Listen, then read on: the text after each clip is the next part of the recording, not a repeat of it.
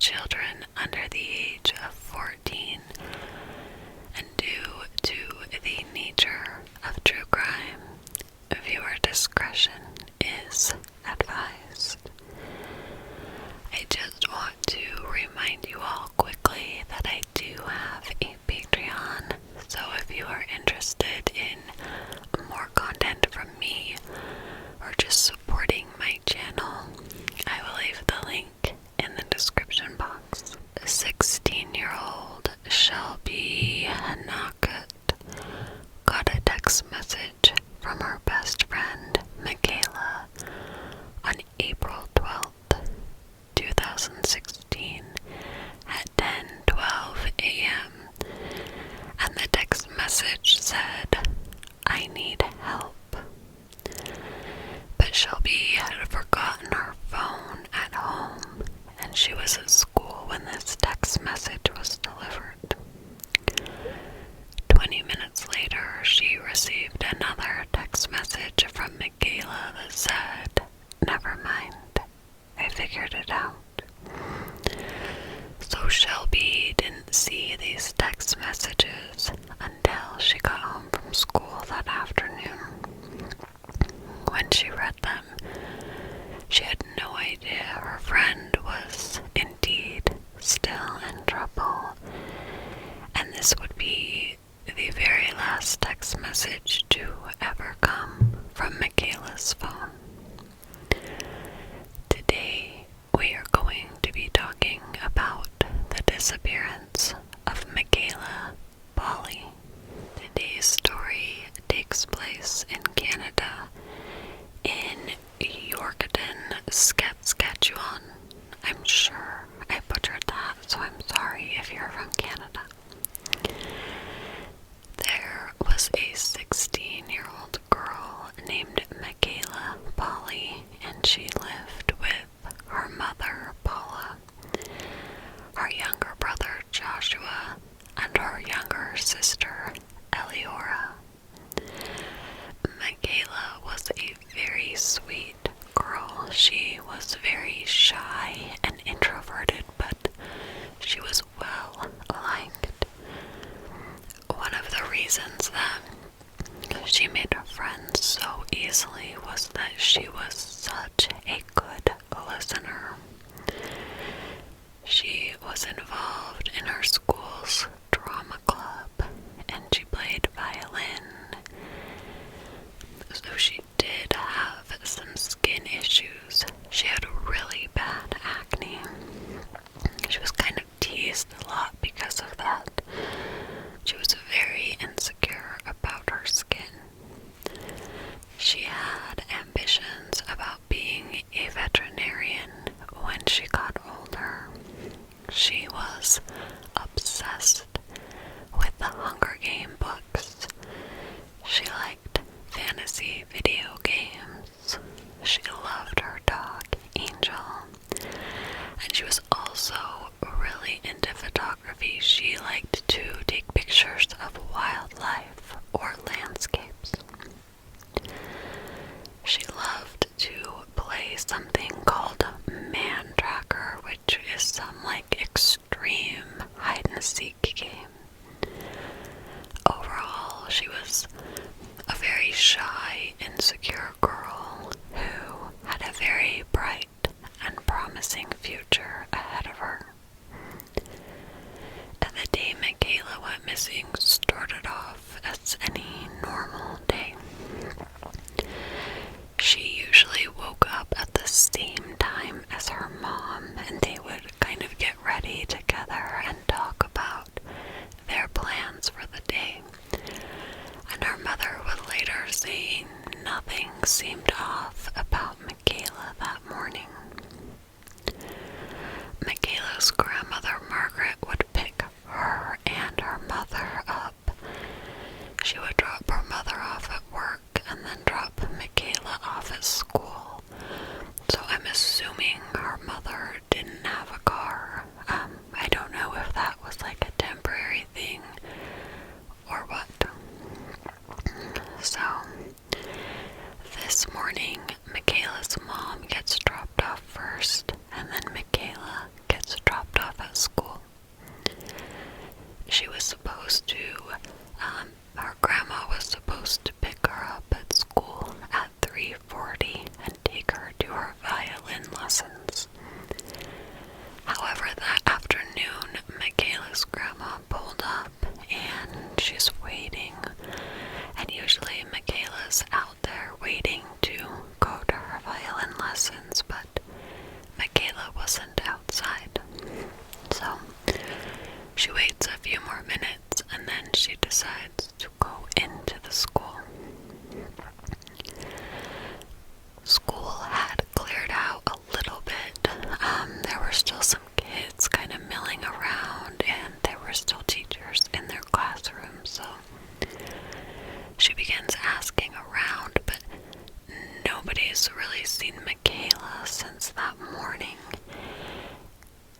This is when her grandmother finds out Michaela actually never went to any of her classes. She came into school, but she was gone by first period. Michaela's grandmother knew something was wrong, so she drives straight to Paula's work to let her daughter know that she can't find Michaela. Her mom is not super alarmed at first. She thinks it's probably just like a misunderstanding or some miscommunication.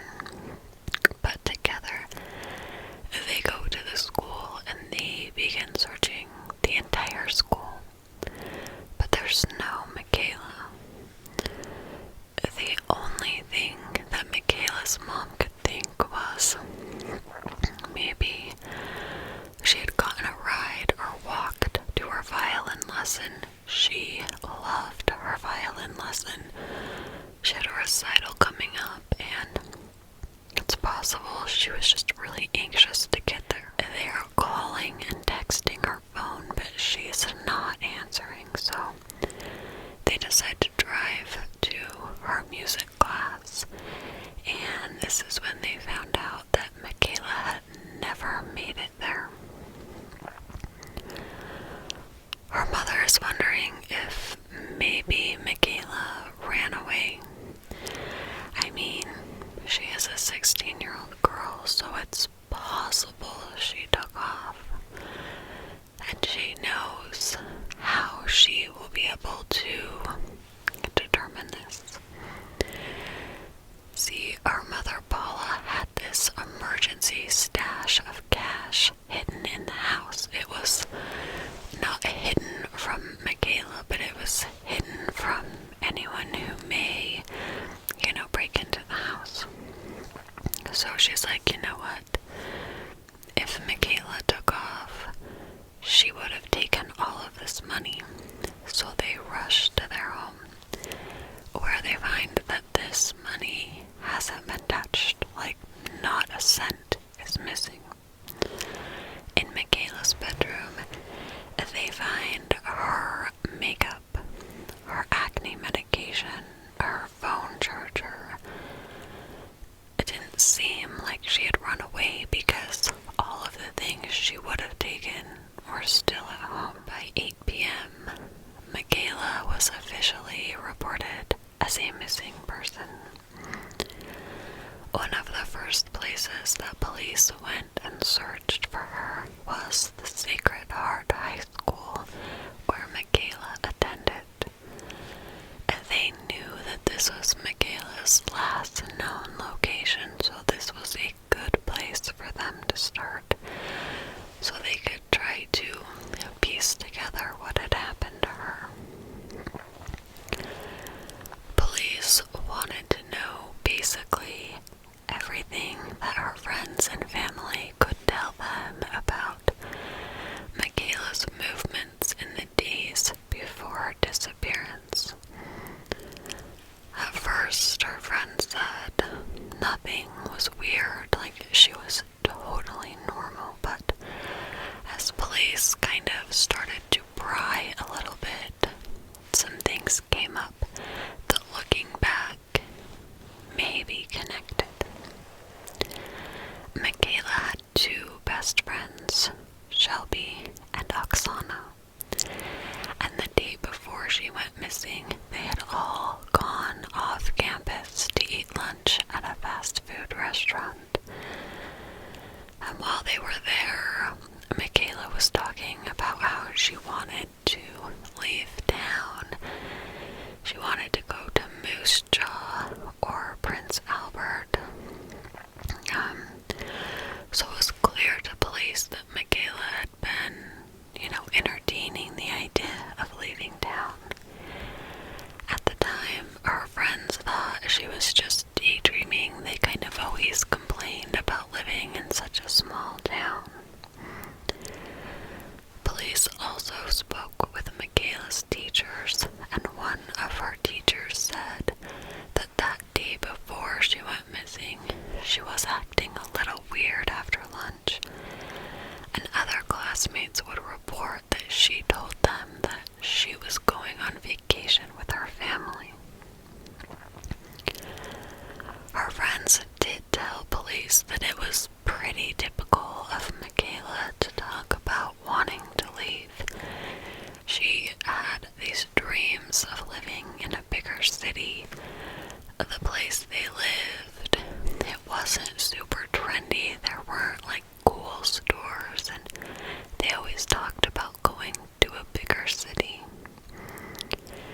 However, the day before she went missing, this was almost like a constant topic of conversation for her. She talked about 4 or 5 different places that she wanted to go or was going, pretty much with everyone she encountered that day. So leaving town really did seem to be on Mekayla's mind. Her friend Shelby also told police that she overheard Mekayla talking to a boy or about a boy named Josh. She kind of piped in and was like, "Who's Josh?" And Mekayla wouldn't tell her. She said she had no idea who Josh was. They didn't go to school with anyone named Josh. She couldn't think of anyone that might be. Mekayla did use a lot of different social media apps and messaging apps because she was a very shy girl. It was just easier for her to connect with people online. It took the social pressure away from her. But she wasn't just on Snapchat talking with people she knew. She would just meet total strangers and begin talking to them as well. Mekayla's friends were very aware that she, would end up talking to random strangers on these apps. Another one of Mekayla's friends, a girl named Amy, knew that one of these men she often talked to was named Christopher. Mekayla had told Amy that Christopher was planning to come to Yorkton to meet her. So obviously she did not know this person because they hadn't met yet. And he obviously wasn't from the area if he was coming there to meet her. So all of this kind of went down the day before she went missing. Then school ended around 3:30, and at 4:45 that day, Mekayla sent a text message to her friend, Oksana, and she asked her if she would drive her to TED Bank the next day. She basically was like, "Look, this is really important. Can you drive me there?" And Oksana agreed. Mekayla then called the bank's customer service line, and she called it 3 different times that night. After this, she transferred $25. Later that evening, between 8:50 and 9:30, she texted a few different people. She texted her ex-boyfriend, and then she texted Shelby and Oksana.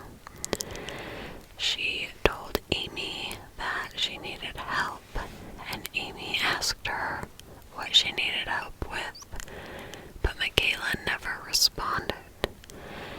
She then texted Shelby and said she was really upset. She was having some drama with a boy, but I couldn't really find any details about that conversation. And then she texted her ex-boyfriend and said she wasn't happy and she was thinking of going to Regina for a couple days. So then, the next morning is the day she disappears. She wakes up. Her mother says everything seems normal. At 6:41 that morning, she texts Oksana and asks her to take her to the bank. And Oksana's like, well, it's really early, they're probably not even open. And Michaela's response is, how are you going to take me there then? So, it seems to me like Michaela is kind of stressed, and for whatever reason, she needs to get to that bank. She was hoping to get it done before school, and now she's realizing it is probably closed, and she's like taking her frustration out on her friend. Michaela's grandma dropped her off at school that morning at 8 a.m. and at 8:08 she connects to the school's Wi-Fi.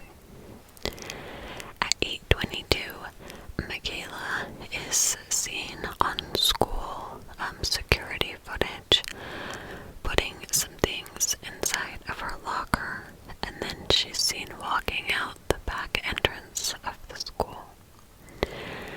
She doesn't come back to school. She misses first period, and her ex-boyfriend, who she's really good friends with, texts her and asks her why she's not in first period. And she said, I'm on the other side of town. Police would spend hours combing through CCTV footage trying to put together when and where Michaela went after this.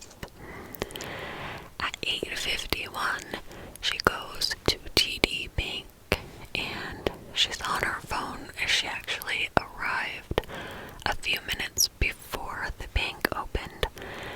So she's standing outside talking on her phone, and then the bank opens. She goes inside, she withdraws $55, and then she walks back out of the bank, and she's seen talking on the phone again. So police look at her phone records trying to figure out who she was talking to, and they find something kind of unexpected. There were no calls that were like incoming calls or outgoing calls on her phone that morning she went missing. So they're thinking she must be calling people through apps. You know how you can like make calls through Facebook. They believe that is how she is contacting whoever she's talking to. After Michaela takes the money out of the bank, she walks across the street to Terry's pawn shop. She goes inside and she tried to pawn a few silver rings. The owner of the pawn shop, Terry, hadn't said that silver's value is really low. These rings basically weren't even going to be worth it for him to make an offer on them. He said she was very quiet, but she didn't seem to be under any kind of dress. At 9:10 a.m., she is seen on CCTV footage at a Tim Hortons. She buys coffee, and then she sits down, and she's using her phone. In this footage, she has a backpack, and it seems to be really full. She's sitting there just kind of on her phone the whole time.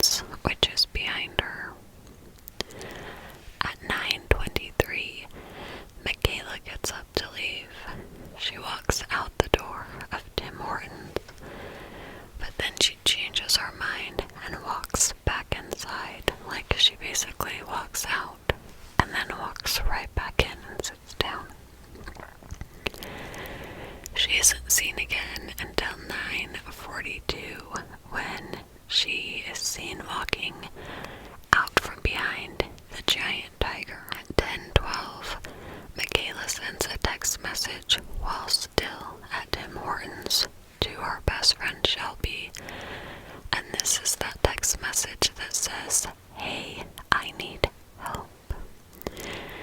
After this, she is on and off of her phone 6 different times within 30 minutes, and then she sends that text saying, "Never mind, I figured it out." Michaela then leaves Tim Hortons again, but walks right back in again. It's like she leaves and then comes right back in. She makes another series of phone calls, and at 10:39, while on one of these phone calls, she begins looking around, like she's looking for someone. Once the call ends, she stands up and walks over to a woman who's sitting at another table. Police were able to track this woman down, and she said that Michaela came up to her and asked her if she would help her get a hotel room for the night, and this woman said no. Michaela didn't seem upset with the woman. Again, the people around her are not sensing anything is wrong. She just walks back over to the booth that she had been sitting in, and less than a minute later, she leaves Tim Hortons. Then there is this lapse in footage for about an hour. No one really knows where she went, but they believe she is walking back to school, because at 12 p.m. she is seen walking back into the school and talking to 2 students. She told these 2 classmates that she was about to leave and take a bus on vacation to Regina, but this conversation is very short. She doesn't go into too much detail.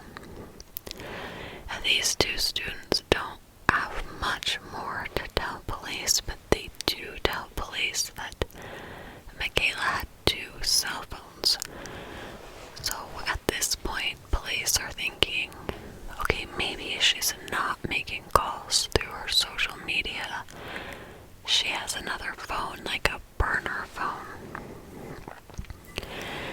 Michaela then texted some friends and said, "I'll see you at lunch," but she never stayed at school long enough to join them.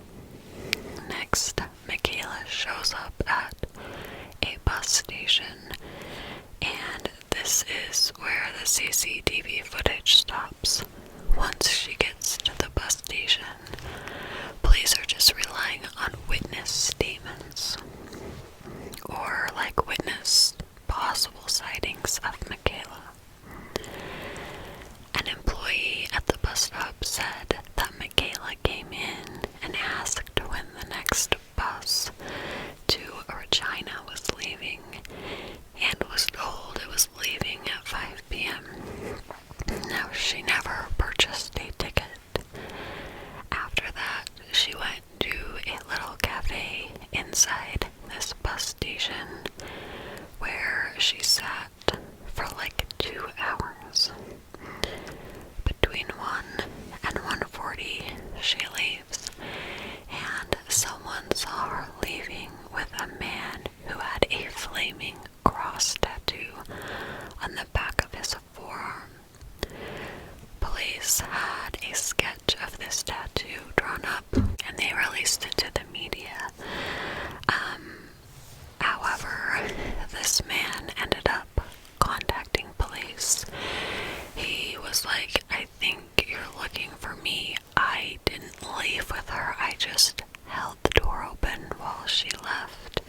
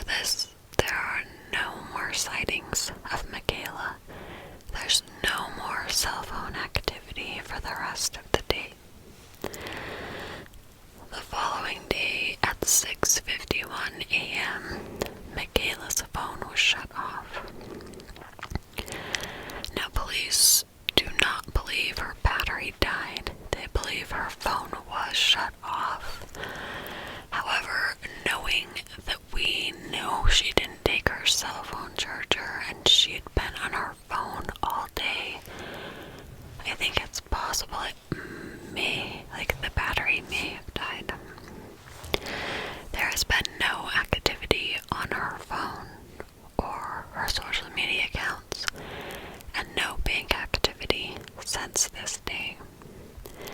It was like everything just stopped. Now there was possibly some activity on Michaela's Snapchat about 3 months after she went missing. So on the day she went missing, her friend Shelby kept sending her messages on Snapchat, and these messages were never opened until like 3 months later she realized they had been opened, but police were never able to prove that Michaela had opened these.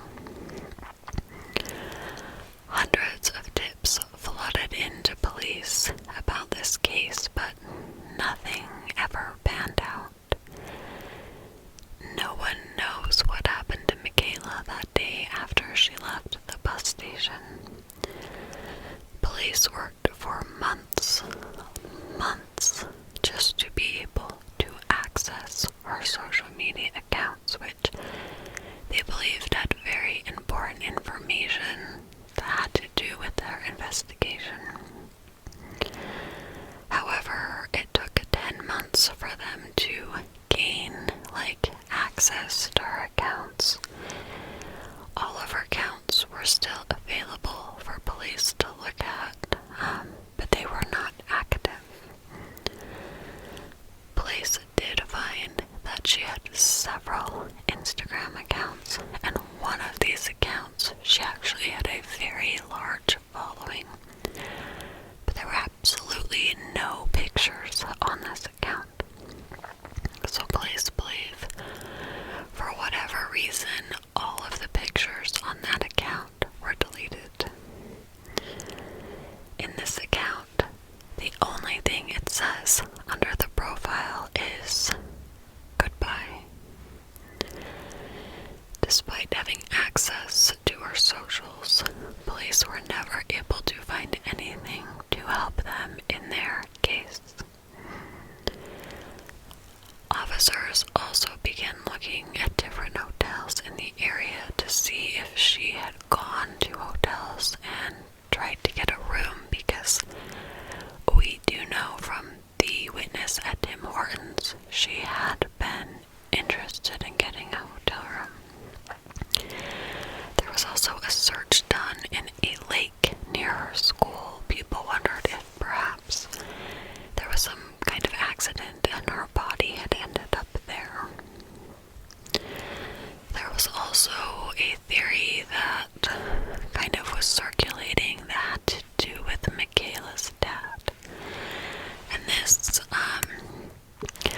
is kind of a frustrating theory because her mother has not been very open about it at all, which it is her life. She has the right to do that, but I guess Michaela never knew who her father was. She didn't know his name. She had never met him. Her mother would not talk about him. So police began to wonder if perhaps Michaela went looking for her father. She was trying to track him down. She had told some of her friends that her father was dead, but then she told other friends that she was trying to track him down because she wanted to meet him. No one knows really what happened with that, but a man named Rick came forward and said he believed he was possibly Michaela's father. But Michaela's mother refused to say either way.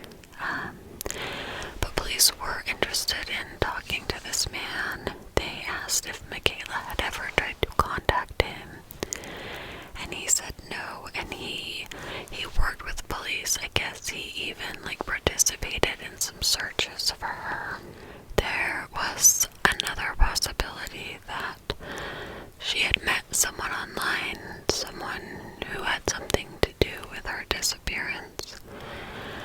I guess she had been sent a box of flowers that was there was no card, nobody knew who they were from, and she was sent these flowers on Valentine's Day a couple months before she went missing.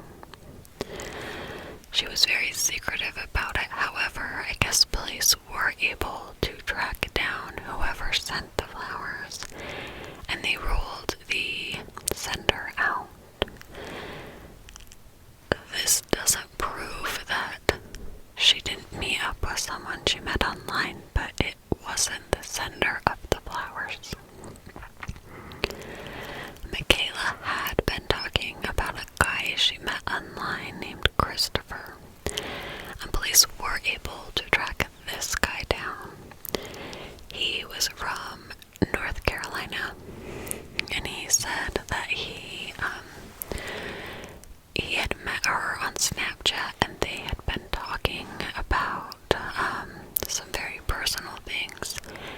He claimed she had thoughts of self-harm, and he was trying to talk her out of it, and that these conversations were very personal, so he declined to be interviewed by police.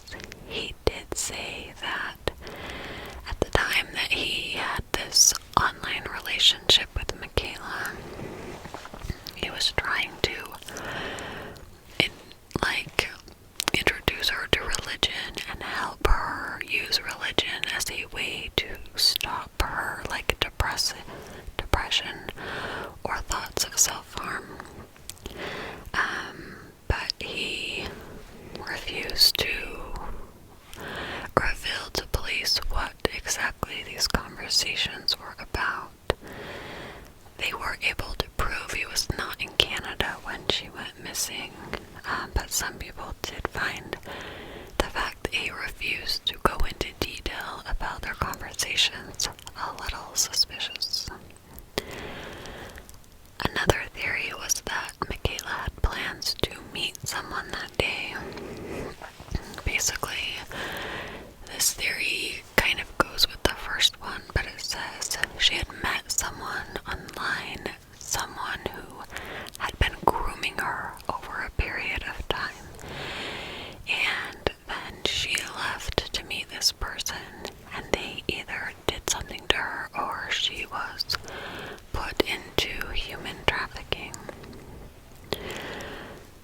She seemed to be making a lot of phone calls on the day she went missing, and she seemed to kind of be looking around a lot like she was expecting someone.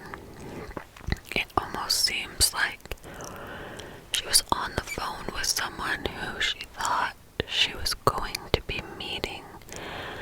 Now, she was at a lot of different places, and I'm sure police followed up on this, but I've always wondered if they were able to look around the outside of Tim Hortons and see if there was anyone suspicious kind of loitering around. I could never find out information about this $25 transfer that she made the day she went missing. Did she transfer that money to someone? Did she transfer it into a different account in her name? I have no idea. It's not a large transfer.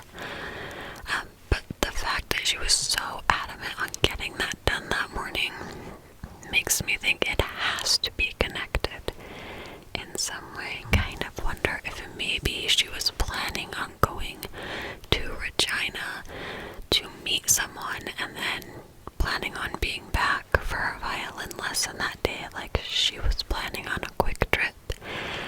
And then she got to the bus station and realized the bus didn't leave till 5 p.m. that night. So she called whoever she was planning on meeting, and they were like, "I'll just come get you," because once she realized when the bus left, she sat at the bus station for 2 hours, and that's how long it would take someone to drive from Regina. It's also possible she's a runaway, although I really don't think she's a runaway. Her family talked about how self